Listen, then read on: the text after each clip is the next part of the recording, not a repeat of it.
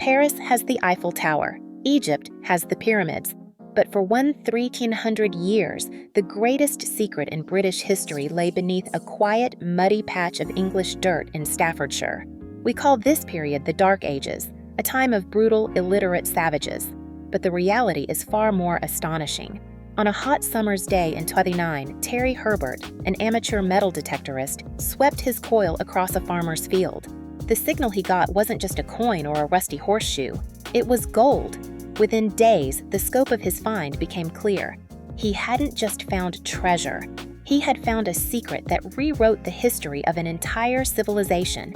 This is the story of the Staffordshire Hoard, a discovery that posed a dozen questions for every shining answer. This isn't just about gold. It's about a 7th century power struggle, a hidden war, and the shocking reason this fortune was buried and forgotten. What Terry had stumbled upon was the largest cache of Anglo-Saxon gold and silver ever discovered. The resulting excavation was frantic, secretive, and utterly meticulous. When the tally was complete, the numbers were staggering. Over 4,600 individual pieces of gold, silver, and copper alloy. This wasn't a small collection, it was a king's ransom. The hoard included over 5 kilograms of pure gold, making it astronomically valuable, even without considering the historical context. Crucially, this wasn't currency. The hoard contained almost no coins. Instead, it was overwhelmingly military gear: sword pommels, shield mounts, helmet fragments, and belt fittings. This was the ultimate expression of warrior wealth.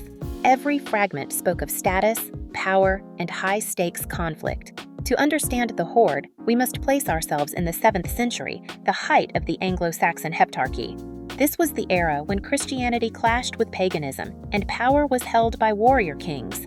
We call this time dark, but the craftsmanship tells a different story.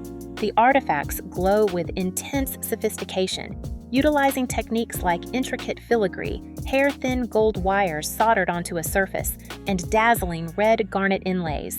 This wasn't primitive art, it was the pinnacle of metallurgy and design. The location places the hoard squarely in the powerful Anglo-Saxon kingdom of Mercia, the regional superpower of the time. The treasure represents the accumulated wealth of a king, a commander, or an entire victorious army. But here is where the mystery truly deepens. The hoard is a collection of parts, not whole items. We have hundreds of sword hilt components but no swords. We have cheek pieces and nasal guards but no helmet bowls. The pieces were deliberately removed, ripped, or stripped from their original objects. This suggests the hoard was decommissioned. It wasn't merely dropped in a rush, it was likely booty. The dominant theory is that a powerful Mercian commander, fresh from a major victory, ordered his soldiers to strip the expensive gold fittings and crests from the fallen enemy's gear. By stripping the gold, they not only claimed the wealth, but symbolically erased the memory and status of the defeated warriors. They buried the evidence of their victory. While the majority is military, the few non-military pieces offer crucial clues. The most magnificent item is the folding cross, crafted from high-purity gold. Its presence strongly suggests that the person who buried it, or the culture that owned it, was either Christian or in the process of conversion. We also find fragments of what is believed to be a magnificent royal helmet, now painstakingly reconstructed. This was not general equipment. This was gear fit for a king, signifying the highest level of status and power. The hoard was part of the fabric of royal life. The complexity of these pieces shows that the warriors of the 7th century were not just brutal. They were patrons of extraordinary art, carrying their beliefs and their status directly into battle. So, who was the owner, and why was this incredible fortune abandoned? The burial dates align with a period of intense conflict between Mercia and the rival kingdom of Northumbria. The circumstances suggest 2 main scenarios.